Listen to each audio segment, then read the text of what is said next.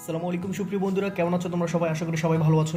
আজকে আমি তোমাদের সামনে উপস্থিত হয়েছি ঢাকা বিশ্ববিদ্যালয়ের বিগত সালের কোশ্চেন নিয়ে।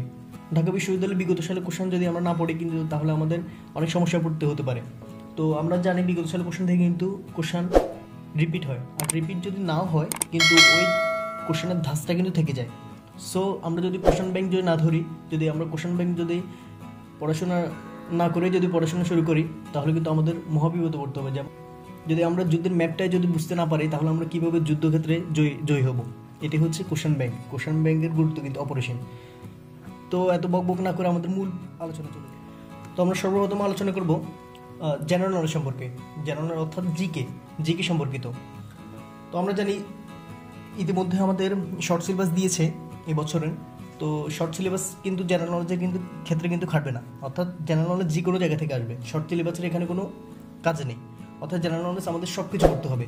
তো এই ভিডিওতে আমি জেনারেল নলেজ সম্পর্কিত এবং বিগত সাল কোশ্চেন সম্পর্কিত খুব ভালোভাবে ডিটেলস আলোচনা করেছি, কোনটি বাদ দিতে হবে আর কোনটি খুব মনোযোগ দিয়ে পড়তে হবে।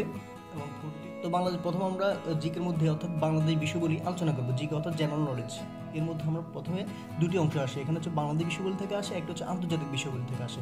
প্রথমে আমরা বাংলাদেশ বিষয়গুলি আলোচনা করছি। তো এক নম্বরে আমরা দেখতে পাচ্ছি পার্বত্য চট্টগ্রামে শান্তি চুক্তি কবে স্বাক্ষরিত হয়। পার্বত্য চট্টগ্রামে শান্তি চুক্তি স্বাক্ষরিত হয় 2রা ডিসেম্বর 1997 সালে। এই কোশ্চেনটি কিন্তু ভেরি ইম্পর্টেন্ট। এটা কিন্তু রিপিট হয়েছে, কোশ্চেনটি কিন্তু বারবার রিপিট হয়। পদ্মা সেতুর দৈর্ঘ্য কত? পদ্মা সেতুর দৈর্ঘ্য হচ্ছে 6.15 কিলোমিটার। 6.15 কিলোমিটার। এটা কিন্তু খুবই ইম্পর্টেন্ট কোশ্চেন, এটাও কিন্তু রিপিট হয়েছে। 3 নম্বর দেখতে পাচ্ছি বাংলাদেশ দ্বিতীয় সাবমেরিন কেবলের মাধ্যমে কত জিবিপিএস ব্যান্ডউইথ পাবে? জিবিপিএস, এটি এত ইম্পর্টেন্ট নয়, এটা বাদ দিলেও চলবে। বাংলাদেশ জাতীয় সংসদের স্পিকারের নাম কি? বাংলাদেশের জাতীয় সংসদের স্পিকারের নাম হচ্ছে শিরিন শারমিন চৌধুরী। এটা এখন বাদ দিলেও চলবে, এটা কিন্তু যে সাম্প্রতিকগুলো আছে সেগুলো আমরা পড়ব। বাংলাদেশ কবে বিশ্ব বাণিজ্য সংস্থার সদস্যপদ লাভ করে? বাংলাদেশ কবে বিশ্ব বাণিজ্য সংস্থার সদস্যপদ লাভ করে? 1995 সালে। 1995 সালে বাংলাদেশ বিশ্ব বাণিজ্য সংস্থার সদস্যপদ লাভ করে। এটা কিন্তু খুবই ইম্পর্টেন্ট কোশ্চেন। এখানে আমরা আরেকটু দেখতে পাচ্ছি কি কয়েকটি গুরুত্বপূর্ণ সংস্থার নাম দেওয়া আছে, এগুলো কিন্তু আমরা খুব ভালোভাবে মুখস্থ করে নেব। তো কমনওয়েলথ সদস্যপ্রাপ্ত তারিখ হচ্ছে 18 এপ্রিল 1972 সাল। এটা হচ্ছে 32তম সদস্যপদ পেয়েছিল। এই চারটা কিন্তু আমরা খুব ভালোভাবে মুখস্থ করবো। এখান থেকে কোশ্চেন একটা থাকবে, যদি কোশ্চেন আসে এই জায়গা থেকে আসবে, তোমাদের বাড়তি কিছু পড়তে হবে না। ওয়াইসি সদস্যপদ লাভ করেছে 23 ফেব্রুয়ারি 1974 সালে এবং সদস্যপদ হচ্ছে 32তম। জাতিসংঘ সদস্যপদ প্রাপ্তির তারিখ হচ্ছে 17 সেপ্টেম্বর 1974 সাল এবং কততম সদস্য? এটা হচ্ছে 136তম সদস্য। বিশ্ব বাণিজ্য সংস্থা সদস্যপদ প্রাপ্তির তারিখ হচ্ছে 1 জানুয়ারি 1995 সাল এবং সদস্যপদ কততম পদ? এটা হচ্ছে সদস্যপদ হচ্ছে 124তম সদস্যপদ। বাংলাদেশের সবচেয়ে বড় স্থলবন্দর কোনটি? বাংলাদেশের সবচেয়ে বড় স্থলবন্দর হচ্ছে বেনাপোল। 1973 সালে গণপ্রজাতন্ত্রী বাংলাদেশ সরকারের অর্থমন্ত্রী কে ছিল? এটা কিন্তু ইম্পর্টেন্ট কোশ্চেন। অর্থমন্ত্রী ছিল হচ্ছে তাজউদ্দিন আহমেদ। এরপর আমরা দেখতে পাচ্ছি জীবন থেকে নেয়া চলচ্চিত্রের পরিচালক কে? জীবন থেকে নেয়া চলচ্চিত্রের পরিচালক হচ্ছে জহির রায়হান। জহির রায়হান থেকে কিন্তু কোশ্চেন বারবার থাকে, এটা কিন্তু ইম্পর্টেন্ট কোশ্চেন। এটা হচ্ছে ছবিগুলোর নাম। স্টপ জেনোসাইড এটি প্রকাশিত হয় 1971 সালে। জহির রায়হান পরিচালক হচ্ছে জহির রায়হান। এটা কত সাল প্রকাশিত এটা লাগবে না। ওরা 11 জন। এর পরিচালক হচ্ছে চাষী নজরুল ইসলাম। আবার তোরা মানুষ হ, এর পরিচালক হচ্ছে খান আতাউর রহমান। গেরিলা হচ্ছে নাসিরুদ্দিন ইউসুফ। দিরিবহে মেঘনা, এর পরিচালক হচ্ছে আলমগীর কবির। এগুলো কিন্তু খুব ভালোভাবে মুখস্থ করতে হবে, অর্থাৎ থ্রোলি মুখস্থ করে রাখতে হবে। এরপর 9 নম্বর দেখতে পাচ্ছি জাতীয় যুবনীতি 2017 অনুসারে যুবদের বয়সসীমা কত? যুবদের বয়সসীমা হচ্ছে 18 থেকে 35 বছর। ঢাকা বিশ্ববিদ্যালয়ের 50তম সমাবর্তনে কাকে সম্মানসূচক ডক্টর অফ সায়েন্স প্রদান করা হয়? এটা হচ্ছে অমিত চাকমাকে ডক্টর অফ সায়েন্স প্রদান করা হয়। অর্থাৎ তোমরা যদি ঢাবিতে যদি পরীক্ষা দাও, যারা ঢাকা বিশ্ববিদ্যালয় পরীক্ষা দিবে তাদের কিন্তু ঢাকা বিশ্ববিদ্যালয় সম্পর্কে খুব ভালোভাবে জানতে হবে।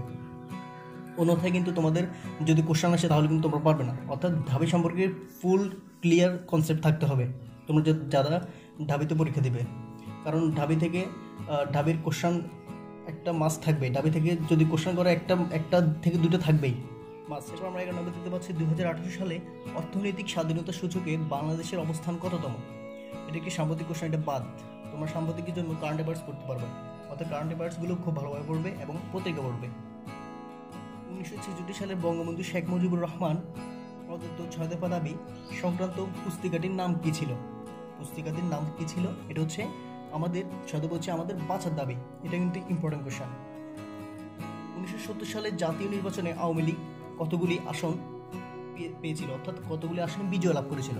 এটা হচ্ছে 167টি আসনে 167টি আসনে বিজয় লাভ করেছিল আওয়ামী লীগ। এটা একটি ইম্পর্টেন্ট কোশ্চেন। এরপর 14 আমরা দেখতে পাচ্ছি স্পারসো বাংলাদেশের কোথায় অবস্থিত? স্পারসো বাংলাদেশের ঢাকায় অবস্থিত। স্পারসো হচ্ছে কোথায় অবস্থিত? ঢাকায়। স্পারসো ঢাকায় অবস্থিত। বাংলাদেশের পল্লী উন্নয়ন একাডেমির প্রতিষ্ঠাতাকে, বাংলাদেশের পল্লী উন্নয়ন একাডেমির প্রতিষ্ঠাতা হচ্ছে আক্তার হামিদ খান। আর কয়েকটি গুরুত্বপূর্ণ প্রতিষ্ঠানের প্রতিষ্ঠাতা হচ্ছে ব্রাকের প্রতিষ্ঠাতা হচ্ছে ফজলে হাসান আবেদ। বারডেম হাসপাতাল প্রতিষ্ঠাতা ডক্টর মোহাম্মদ ইব্রাহিম। উদীচী শিল্পী গোষ্ঠীর প্রতিষ্ঠাতা হচ্ছে সত্যেন সেন। এরপর 16 নম্বর দেখতে পাচ্ছি গণপ্রজাতন্ত্রী বাংলাদেশ সংবিধান অনুযায়ী অধ্যাদেশ প্রণয়ন ক্ষমতা কার হাতে রয়েছে? এটা হচ্ছে রাষ্ট্রপতির হাতে অধ্যাদেশ প্রণয়ন ক্ষমতা। এরপর আমরা 17 নম্বর দেখতে পাচ্ছি নিম্নে কোনটি স্থপতি লুই আই কান? এটা হচ্ছে বাংলাদেশের জাতীয় সংসদ। এই কোশ্চেনটা কিন্তু খুবই ইম্পর্টেন্ট। এটি বারবার রিপিট হয়, কয়েকবার রিপিট হয়েছে এটি। বাংলাদেশের সংবিধানের কোন ধারা অনুসারে সকল নাগরিক আইনি দৃষ্টিতে সমান? এটা হচ্ছে 27 নম্বর ধারা অনুসারে সকল নাগরিক আইনি দৃষ্টিতে সমান। আমাদের সংবিধান থেকে কোশ্চেনটা থাকবে, অর্থাৎ সংবিধান তোমরা খুব ভালোভাবে মুখস্থ করবে।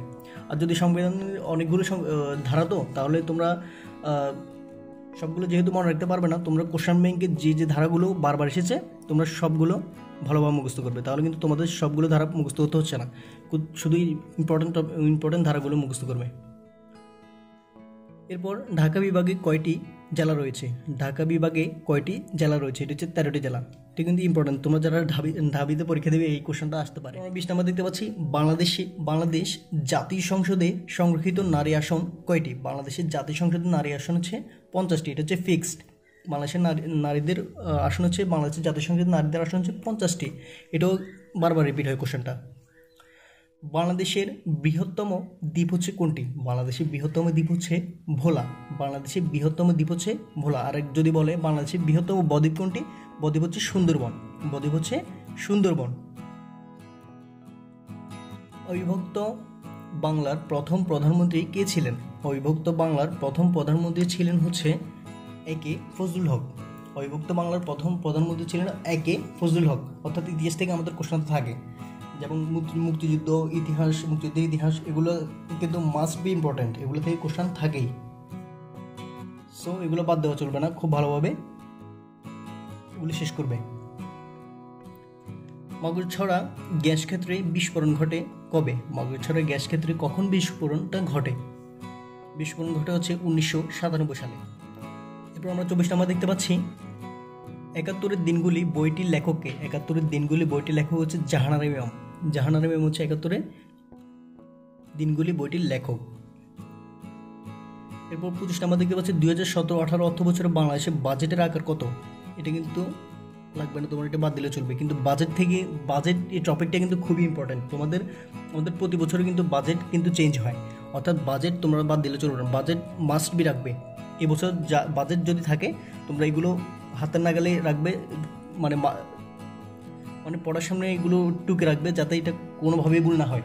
বাজেট থেকে কোশ্চেনটা থাকবে, যদি বাজেট প্রতি বছর পাস হয়, যেহেতু বাজেট থেকে কোশ্চেনটা থাকে। আমাদের বাংলাদেশ বিষয়গুলি শেষ। এবার আমরা আন্তর্জাতিক বিষয়গুলি নিয়ে আলোচনা করছি। আন্তর্জাতিক বিষয়গুলি মানে কি? আন্তর্জাতিক বিষয়গুলি হচ্ছে বাংলাদেশের বাইরে যা সাধারণ জ্ঞান আছে সেগুলো হচ্ছে আন্তর্জাতিক বিষয়গুলি, অর্থাৎ বাংলাদেশের বাইরে বিশ্বের যত কিছু আছে সেগুলো হচ্ছে আমরা আন্তর্জাতিক বিষয় হিসেবে ধরব। সো আন্তর্জাতিক বিষয় কি বুঝছো তাহলে? তো আমরা আন্তর্জাতিক বিষয়ের প্রথমে 1 নম্বর দেখতে পাচ্ছি কিয়োটো প্রটোকল কোন বিষয়ের সাথে সম্পর্কিত? কিয়োটো প্রটোকল হচ্ছে পরিবেশের সাথে সম্পর্কিত। আমেরিকা কার কাছ থেকে স্বাধীনতা লাভ করে? আমেরিকা স্বাধীনতা লাভ করে হচ্ছে ব্রিটেনের কাছ থেকে। আই হ্যাভ এ ড্রিম শীর্ষক বক্তৃতাটি কার? আই হ্যাভ এ ড্রিম এটির মানে এই বক্তৃতাটি কে দিয়েছিল? এটা দিয়েছিল হচ্ছে মার্টিন লুথার কিং। আমরা 4 নম্বর দেখতে পাচ্ছি ইমোজি শব্দটি এসেছে কোন ভাষা থেকে? ইমোজি শব্দটি এসেছে কোন ভাষা থেকে? ইমোজি শব্দটি এসেছে হচ্ছে জাপানি ভাষা থেকে। ইমোজি হচ্ছে জাপানি ভাষা থেকে শব্দটি এসেছে। রিপাবলিক গ্রন্থের রচয়িতাকে? রিপাবলিক গ্রন্থের রচিত হচ্ছে প্লেটো। হিরোশিমার নিক্ষেপ করা প্রথম আণবিক বোমার নাম কি? হিরোশিমার নিক্ষেপ করা প্রথম আণবিক বোমার নাম হচ্ছে লিটল বয়। আর সেকেন্ডটার নাম হচ্ছে কি? সেকেন্ডটার নাম হচ্ছে ফর্ট বয়। তো লিটল বয় কখন আক্রমণ করছিল হিরোশিমায়? এটা হচ্ছে 6 আগস্ট হিরোশিমায় হচ্ছে লিটল বয় আক্রমণ এনেছিল এবং 9 আগস্ট এনেছিল কি? নাগাসাকিতে এনেছিল ফর্টম্যান। কোনটি? ফর্টম্যান। এরপর আমরা 7 নম্বর দেখতে পাচ্ছি 3 বছর বয়সী সিরিয়ান বালক আহলান কুদ্দির মৃতদেহ কোথায় পাওয়া গিয়েছিল? এটা হচ্ছে ভূমধ্যসাগরে। এটা এখনকার জন্য অত ইম্পর্টেন্ট না, এটা বাদ দিলেও চলবে। মার্কিন যুক্তরাষ্ট্রের কংগ্রেসের উচ্চকক্ষের নাম কি? মার্কিন যুক্তরাষ্ট্রের কংগ্রেসের উচ্চকক্ষের নাম হচ্ছে সিনেট। উচ্চকক্ষের নাম কি? উচ্চকক্ষের নাম হচ্ছে সিনেট। এরপর আমরা 9 নম্বর দেখতে পাচ্ছি জাতিসংঘের মানবাধিকার বিষয়ক হাইকমিশনের নাম কি? হাইকমিশনারের নাম হচ্ছে জেইদ রাদ আল হুসাইন। এরপর আমরা 10 নম্বর দেখতে পাচ্ছি আফিম যুদ্ধ সংঘটিত হয়েছিল কোন কোন দেশের মধ্যে? আফিম যুদ্ধ। আফিম তো আমরা কোথায় শুনেছি আফিম শব্দটা? এটা হচ্ছে শুনেছি আমরা বাংলা প্রথমের মধ্যে বিড়ালের মধ্যে আফিম শব্দটি শুনেছি। আফিম যুদ্ধ কিন্তু এখানে বিড়ালে কিন্তু উল্লেখ করা ছিল আফিম যুদ্ধ হিসেবে। বঙ্কিমচন্দ্র চট্টোপাধ্যায় বিড়ালে আফিম যুদ্ধ হিসেবে কিছু উল্লেখ করেছিল। আচ্ছা, আফিম যুদ্ধ সংঘটিত হয়েছিল কোন দেশের মধ্যে? কোন কোন দেশের মধ্যে? এটা হচ্ছে চীন এবং যুক্তরাজ্যে কিন্তু আফিম যুদ্ধ সংঘটিত হয়েছিল। 2016 সালে গ্রীষ্মকালীন অলিম্পিক গেমস কোথায় অনুষ্ঠিত হয়েছিল? 2016 সালে গ্রীষ্মকালীন অলিম্পিক গেমস অনুষ্ঠিত হয়েছিল রিও ডি জেনেরিও। এটা কিন্তু এখন বাদ দিলেও চলবে, কিন্তু যদি এবছর ধরো অলিম্পিক গেম হয়েছে কিন্তু এটা কিন্তু ধরো এই বছর অলিম্পিক গেমস আছে, যেটা হচ্ছে এই বছরের হট টপিক, অর্থাৎ এখান থেকে কোশ্চেন থাকবে। যদি এখন যেহেতু অলিম্পিক টপিকের কোনো নামগন্ধও নেই, তাহলে তোমরা এই কোশ্চেনটা বাদ দিলেও চলবে। নওয়াজ শরীফকে পাকিস্তানের প্রধানমন্ত্রীর পদ থেকে পদত্যাগ করতে হলো কেন? এটা হচ্ছে পানামা পেপারস কেলেঙ্কারির জন্য। এটা এত ইম্পর্টেন্ট না, এটা বাদ দিলেও চলবে। এরপর আমরা 13 নম্বর দেখতে পাচ্ছি কোনটি আমস্টারডাম ভিত্তিক পরিবেশবাদী প্রতিষ্ঠান? আমস্টারডাম ভিত্তিক পরিবেশবাদী প্রতিষ্ঠান হচ্ছে গ্রিন পিস। নিম্নলিখিত কোন স্থানটি গাদ্দাফি বিরোধী আন্দোলনের জন্য বিখ্যাত হয়েছিল? গাদ্দাফি বিরোধী আন্দোলনের জন্য বিখ্যাত হয়েছিল কোন স্থান? এটা হচ্ছে গ্রিন স্কোয়ার। 2017 সালে ব্রিক্স সামিট কোথায় অনুষ্ঠিত হয়? 2017 সালে ব্রিক্স সামিট অনুষ্ঠিত হয়েছে জিয়ামেনে। এটা বাদ দিলেও চলবে, এখন এটা এত ইম্পর্টেন্ট না। এখন সর্বোচ্চ গ্রিন হাউস গ্যাস নিঃসরণকারী কোন দেশ? দেশ দুটি কোনটি? চীন এবং যুক্তরাষ্ট্র। সবচেয়ে বেশি নিঃসরণ করে চীন এবং এরপরে যুক্তরাষ্ট্র। এরপর আমরা 7 নম্বর দেখতে পাচ্ছি মিয়ানমার কর্তৃক গঠিত রোহিঙ্গা সংক্রান্ত কমিশনের নাম কি? আনন্দ কমিশন। মিয়ানমার কর্তৃক গঠিত রোহিঙ্গা কমিশনের নাম হচ্ছে আনন্দ কমিশন। কোন বিখ্যাত নেতার মরদেহ এখনো সংরক্ষণ করা আছে? এটা হচ্ছে Vladimir Ilyich Lenin. Vladimir Ilyich Lenin. Houthi কোন দেশের বিদ্রোহী গ্রুপ? হুতি কোন দেশের বিদ্রোহী গ্রুপ? হুতি হচ্ছে ইয়েমেনের বিদ্রোহী গ্রুপের নাম হচ্ছে হুতি। এটা কিন্তু ইম্পর্টেন্ট কোশ্চেন। এরপর আমরা 20 নম্বর দেখতে পাচ্ছি সম্প্রতি উত্তর কোরিয়া মার্কিন যুক্তরাষ্ট্রের কোন ভূখণ্ডে আঘাত হানার হুমকি দিয়েছে? এটা হচ্ছে গুয়াম উপত্যকায়। এটা তুমি বাদ দিলে চলবে, কিন্তু এখন কিন্তু সাম্প্রতিক কিন্তু কোশ্চেন একটা আছে সেম এরকম। এটা হচ্ছে কোন কোন দেশ? এটা হচ্ছে রাশিয়া আর ইউক্রেন যুদ্ধ। ভারতের মোদী সরকার কর্তৃক ঘোষিত অবৈধ মুদ্রামান কোনটি? এটা হচ্ছে 500 রুপি। ভারতের মোদী সরকার কর্তৃক ঘোষিত অবৈধ মুদ্রামান 500 রুপি। এটা কিন্তু এখন বাদ দিলেও চলবে, এটা সাম্প্রতিক কোশ্চেন। 2017 সালে সাহিত্যের নোবেল পুরস্কার পেয়েছিল কে? 2017 সালে সাহিত্যে নোবেল পুরস্কার পেয়েছিল কাজু ও ইশিওগুলো। এটা বাদ। তোমরা নোবেল পুরস্কার এগুলো সাম্প্রতিক যেগুলো আছে সেগুলো পড়ে নিবে। ইন্ডিয়া হাউস কোথায়? ইন্ডিয়া হাউস কোথায় অবস্থিত? ইন্ডিয়া হাউস অবস্থিত হচ্ছে যুক্তরাজ্যে। অর্থাৎ যুক্তরাজ্য মানে কি? যুক্তরাজ্য মানে হচ্ছে লন্ডন। আর যুক্তরাষ্ট্র মানে কি? যুক্তরাষ্ট্র মানে আমরা জানি হচ্ছে ইউএসএ। এরপর আমরা 24 নম্বর দেখতে পাচ্ছি ডোকলাম ত্রিমুখী সীমান্ত সংযুক্ত করেছে কাকে কাকে? এটা হচ্ছে চীন, ভারত এবং ভুটানকে সংযুক্ত করেছে ডোকলাম। এটা হচ্ছে ডোকলাম ত্রিমুখী সীমান্ত চীন, ভারত এবং ভুটানকে সংযুক্ত করেছে। এটা কিন্তু খুবই ইম্পর্টেন্ট কোশ্চেন। স্পেনের কোন অঞ্চলের স্বাধীনতার জন্য বর্তমানে আন্দোলন করেছে? এটা হচ্ছে কোন স্পেনে কোন অঞ্চল স্বাধীনতার জন্য বর্তমানে আন্দোলন করেছে? এটা হচ্ছে কাতালোনিয়া। এটা বাদ দিলেও চলবে। অর্থাৎ তোমরা একটু রিসার্চ করে দেখবে যে আন্তর্জাতিক বিষয়গুলো থেকে সাম্প্রতিক সবচেয়ে বেশি আছে। অর্থাৎ সাম্প্রতিক বিষয় সবচেয়ে বেশি আছে হচ্ছে আন্তর্জাতিক বিষয় থেকে। সো তোমরা আন্তর্জাতিক বিষয়গুলো খুব ভালোভাবে মাথায় রাখার চেষ্টা করবে। এটা সাম্প্রতিকগুলো তোমরা সব কিছু মনে না রাখলেও তোমরা পরীক্ষার আগের 1 মাসের মধ্যে যে সাম্প্রতিকগুলো চলমান সেগুলোর দিকে খুব বেশি ফোকাস দেবে। তাহলে তোমরা সাম্প্রতিক আলোচনা করছি। 1 নম্বরে আমরা দেখতে পাচ্ছি নজরুলের মতে গান্ধীজি শিখিয়েছিলেন কি? নজরুলের মতে গান্ধীজি শিখিয়েছিলেন আত্মাবলম্বন। 2 নম্বর দেখতে পাচ্ছি নিচে কোন কবিতাটি জসীমউদ্দিনের লেখা? নিচের কোন কবিতাটি জসীমউদ্দিনের লেখা? এখানে জসীমউদ্দিনের লেখা কবিতাটি হচ্ছে কবর। নিকুম্বিলা যজ্ঞাগারে মেঘনাদ কোন দেবতার উদ্দেশ্যে পূজা নিবেদন করেছিলেন? এটা হচ্ছে বিভীষণের প্রতি মেঘনাদ থেকে কোশ্চেনটা করা হয়েছে। এটা হচ্ছে অগ্নি দেবতা। নুরুলদিনের কথা মনে পড়ে যায় কাব্যাংশে নুরুলদিনের কথা মনে পড়ে যায় চরণটি ব্যবহৃত হয়েছে কতবার? এটা হচ্ছে 6 বার। বঙ্কিমচন্দ্রের বক্তব্য অনুসারে যুক্তিতে পরাস্ত হইলে সমাজের তথাকথিত বিজ্ঞ লোকেরা কি করে? এটা হচ্ছে উপদেশ প্রদান করে। রক্তকবরী কোন ধরনের রচনা? রক্তকবরী হচ্ছে একটি নাটক। এরপর আমরা 7 নম্বর দেখতে পাচ্ছি এই পৃথিবীতে এক স্থান আছে কবিতায় রূপসীর নাম কি? এটা হচ্ছে রূপসীর নাম হচ্ছে শঙ্কমালা। নিশীতে অম্বরে মন্দ্রে জিমুতেন্দ্র কোপি, এই চরণে কোপি সমার্থবদ্ধ কি? এই কোশ্চেনটা কিন্তু আরেকটা কোশ্চেন করা হয়েছে বিভীষণপতি মেঘনাদ, অর্থাৎ বিভীষণপতি মেঘনাদ থেকে 2টি কোশ্চেন করা হয়েছে। এই কবিতাটি কিন্তু খুব ইম্পর্ট্যান্ট। তো এখানে হচ্ছে নিশীতে অম্বরে মন্দ্রে জিমুতেন্দ্র কোপি, এই চরণে কোপি মানে কি? কোপি মানে হচ্ছে কি ক্রুদ্ধ বা রাগান্বিত। কোনটি প্রত্যয়ান্ত শব্দ? প্রত্যয়ান্ত শব্দ হচ্ছে হেমা। হি যোগ মন, এটা হচ্ছে হেমা। 1 বিটেন 2 শাই, 1 বিটেন 2 শাই। তোমাদের প্রবাদ প্রবচন থেকে কিন্তু মাস্ট একটি কোশ্চেন থাকবেই। প্রবাদ প্রবচন তোমাদের মাস্ট বি ভালোভাবে পড়তে হবে, তাহলে তোমাদের কোশ্চেনটা কিন্তু কমন পাবে। আর প্রবাদ প্রবচন আর পারিবারিক শব্দ এখান থেকে কিন্তু 2টো কোশ্চেন পেয়ে যাবে। সো এই টপিকগুলো খুব ভালোভাবে পড়তে হবে। এরপর 11 নম্বর দেখতে পাচ্ছি তামাকু শব্দটি কোন ভাষা থেকে আগত শব্দ? তামাকু হচ্ছে স্প্যানিশ। তোমাদের ভাষা থেকে একটা কোশ্চেন থাকবে, ভাষাতে কোন ভাষা থেকে আগত শব্দ, কোনটি কী শব্দ। আবার একটা এসেছিল ঢেঙ্গু কোন ধরনের শব্দ। এরপর 12 নম্বর দেখতে পাচ্ছি কোনটি শুদ্ধ? তোমাদের শুদ্ধ বানান ইম্পর্টেন্ট, শুদ্ধ বানান থেকে আসবে। এখানে শুদ্ধ হচ্ছে মনোজ যোগ ঈশা এবং পুরো যোগকার, এটা হচ্ছে পুরস্কার, এবং মনোযোগ ঈশা হচ্ছে মনীষা। আর এখানে উচ্ছ্বাস হচ্ছে, উচ্ছ্বাসের সঠিক বানান হচ্ছে উদ্যোগ শ্বাস ইজুগল উচ্ছ্বাস।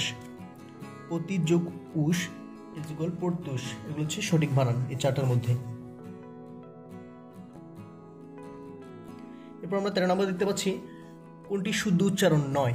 কোনটি শুদ্ধ উচ্চারণ নয়? এটা হচ্ছে শূন্য। এটা হচ্ছে শুদ্ধ উচ্চারণের শূন্যটি হবে হচ্ছে শূন্য, এটি। এরপর এবার আমি পরীক্ষায় ভালো করেছি কোন কালের উদাহরণ? এবার আমি পরীক্ষায় ভালো করেছি, এটি কোন কালের উদাহরণ? এটা হচ্ছে পূর্বঘটিত বর্তমান। অর্থাৎ এটা কীভাবে মনে রাখবো আমরা? ক্রিয়ার পূর্বে শেষ হলেও, ক্রিয়া পূর্বে শেষ হলেও ফল বর্তমান থাকলে একে কি বলা হয়? পূর্বঘটিত বর্তমান। এটা হচ্ছে চার্টার, এটা কার্টার নয়। চার্টার শব্দের পারিভাষিক অর্থাৎ পরিভাষা কি? অর্থাৎ পারিভাষিক শব্দ থেকে তোমাদের কোশ্চেন থাকবেই, মাস্ট বি ইম্পর্টেন্ট এই টপিকটা। চার্টার মানে হচ্ছে সনদ। নিচের কোন বানানটি প্রমিত?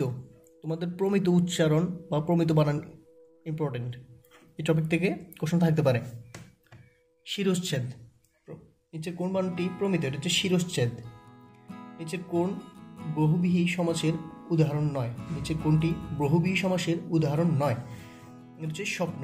এরপর আমরা ট্যাক্স থেকে ট্যাক্সেও এটি কোন ধরনের ধ্বনির পরিবর্তন? ট্যাক্স থেকে ট্যাক্সও এটি কোন ধরনের ধ্বনি পরিবর্তন? এটা হচ্ছে অন্তঃস্বরাগম। অবিবাহিত জ্যেষ্ঠের বর্তমানের কনিষ্ঠের বিয়েকে এক শব্দে কি বলা হয়? এটা হচ্ছে পরিবেদন।